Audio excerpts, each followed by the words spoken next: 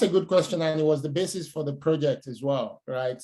Where the reality is that the African continent, through history, is connected to Europe.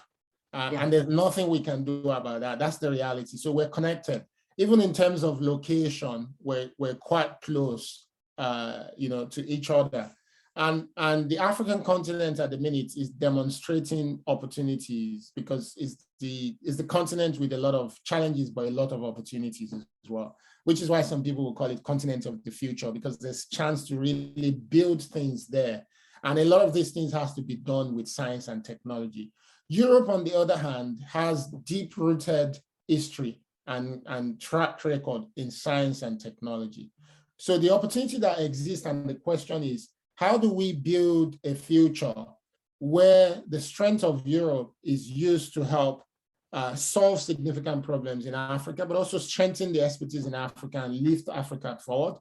And the opportunity in Africa is developed for mutual benefits of both Africans and the European partnerships that brings things to the table. So in some of the areas that we look at, for instance, if you look at in the financial services space, there's a lot of innovation going on in Africa. Cryptocurrency is becoming a challenge for the entire world, but Africa is really one of the places where it's being used a lot. But the regulatory authorities there does not have the expertise to be able to actually come up with the right policy to manage it. Europe is quite good with coming up with policy that can protect society without necessarily getting in the way of innovation. What kind of relationship can we build there? Another example is in agriculture, where food security is a major global problem, right? Africa has huge arable land, which we can cultivate. A lot of young people who work in the agriculture space. Europe has the scientific know-how in terms of how to do agriculture in sustainable but also mechanized ways, right? A partnership between Europe and Africa to build the agricultural space is not only good for business, it's good for the entire world. So there are opportunities in things like knowledge sharing, specific knowledge sharing.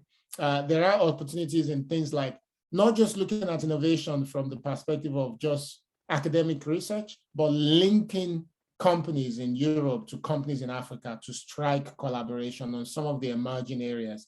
And this is what the Chinese and the Americans are already doing in Africa. But Europe has this traditional relationship, which means a good relationship between Africa and Europe is more sustainable because it takes into consideration our history together, our reality, is more likely to not be condescending, right? But to be considerate, right? But we need to be intentional about building that relationship. So that's one of the other things that we highlighted as well.